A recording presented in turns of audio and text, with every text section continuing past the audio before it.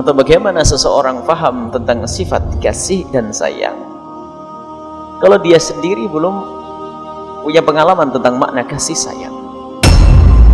Sehingga ada gambaran bagaimana kasih sayang seorang ibu. Nabi pun pernah mencontohkan bagaimana seandainya kau melihat seorang anak kecil mau diceburkan ke neraka, bagaimana ibunya akan apa? Seorang ibu yang melihat anaknya lapar, kemudian waktu itu hanya 2 anak, dia punya 2 anak, saking laparnya bertiga, 2 anaknya lapar dan ibunya sendiri adalah lapar, mendapatkan 3 kurma, sehingga 1 kurma diberikan kepada salah satu anaknya, 1 kurma lagi diberikan kepada salah satu anaknya, dan 1 kurma mestinya untuk dirinya. Di saat melihat anaknya makan begitu kerasa kurang, akhirnya kurma yang tinggal 1 seharusnya untuk dirinya dibelah, kemudian separuh lagi diberikan kepada anaknya, separuh lagi diberikan kepada anak yang satunya lagi, maka dia tidak mendapatkan apa-apa. Lalu Nabi mengatakan, ketahuilah Allah lebih kasih kepada hambanya melebihi daripada kasihnya seorang ibu kepada anaknya. Jadi ada gambaran di saat berbicara tentang kasihnya antara manusia dengan manusia, maka akan faham makna kasih sayang. Dan kita mengenal sifat pengampun, dan pengampun itu adalah sifat yang indah, mulia.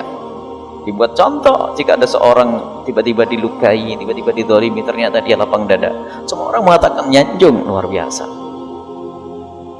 Padahal sifat pemaafnya manusia ini bukan seperti sifat pemaafnya Allah, sangat berbeda. Akan tapi Allah dan sifat Allah tidak ada tandingannya, tapi untuk mendekatkan, sehingga kita faham.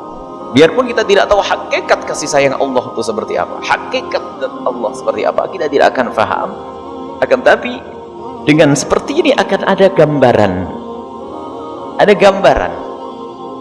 sehingga kalau bicara tentang kasih Allah, berbicara tentang surga, bagaimana akan bercerita tentang surga?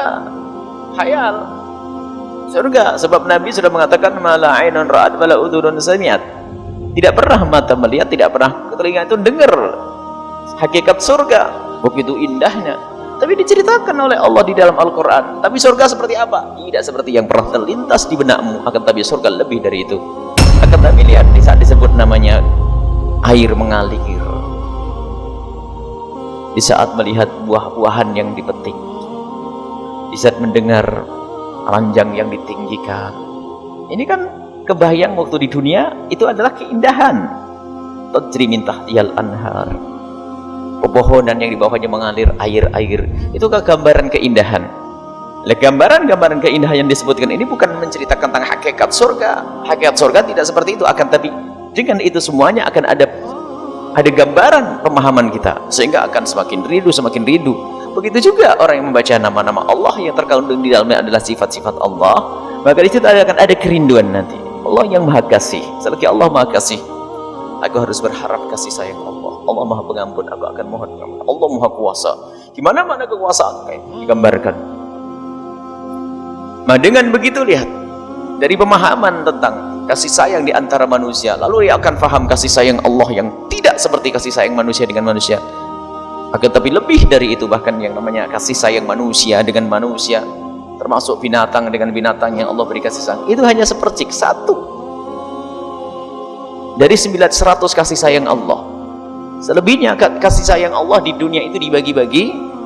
Kasih sayang Allah itu kalau digambarkan 100 kasih sayang, dan kasih sayang Allah itu yang 100 dibagi-bagi, sehingga hamba di dunia ini punya kasih sayang.